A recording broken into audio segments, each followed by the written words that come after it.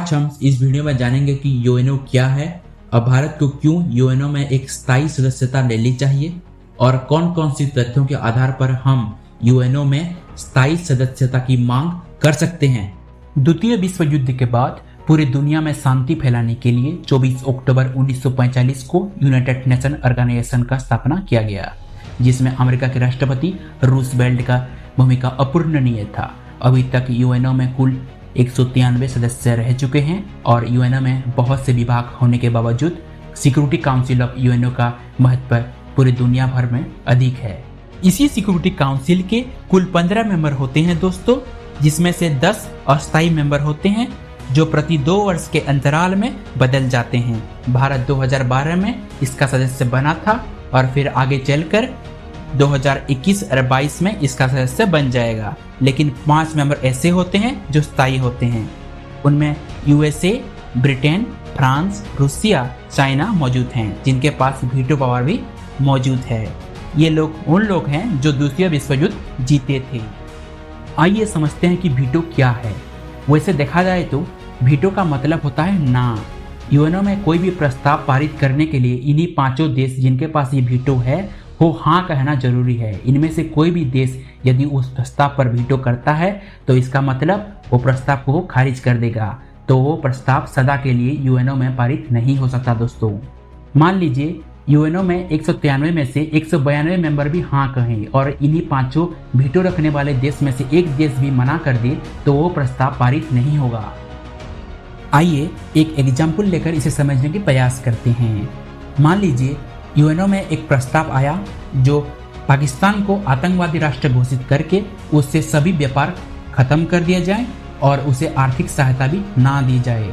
इस प्रस्ताव पर 193 देश में से 121 देश मान लीजिए राजी हो गए और 5 वीटो वाले देश जो हैं यूएसए, ब्रिटेन, फ्रांस, रूस, ये सब राजी हो गए, लेकिन चाइना ने अपनी वीटो कर दी, तो ये प्रस्ताव सदा के लिए यूएनओ में खारिज कर दिया जाएगा।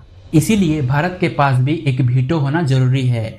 इतने से बाकी सब देश भी कहेंगे कि हमको वीटो चाहिए, लेकिन भारत के पास कुछ ऐसे पॉजिटिव पॉइंट्स हैं जिनके आधार पर हम यूएनओ में वीटो की मांग कर सकते हैं। आइए एक एक कर उन सभी पॉइंट की चर्चा कर लेते हैं।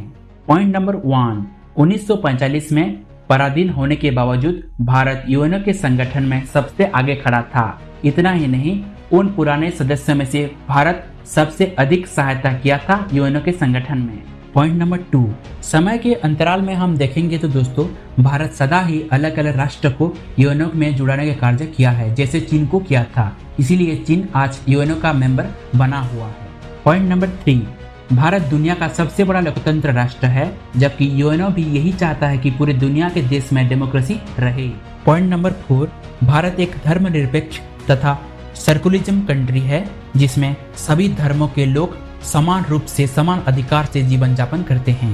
पॉइंट नंबर 5, भारत दुनिया भर में शांति का वातावरण चाहता है। इतना ही नहीं, भारत तो कहता है वसुधैव कुटुंबकम, अर्थात पूरे विश्व के लोगों को अपनी परिवार मानता है। इसीलिए भारत का सत्पुरुष स्वामी विवेकानंद जी ने सबसे पहले चिकागो में जाकर पूरे विश्व के दरबार में दुनिया भर के लोगों को माय ब्रदर एंड सिस्टर कह के संबोधित किया था।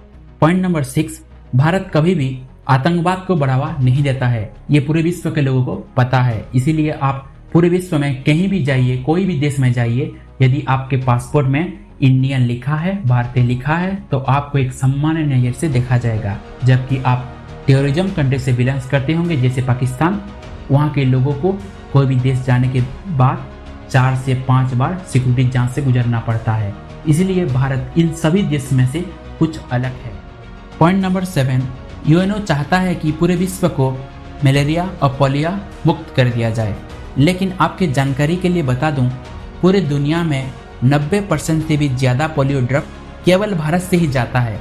इतना ही नहीं, WHO के बहुत से रिसर्च कार्य और वैक्सीन बनाने में भारत बहुत बार मददगार साबित हुआ।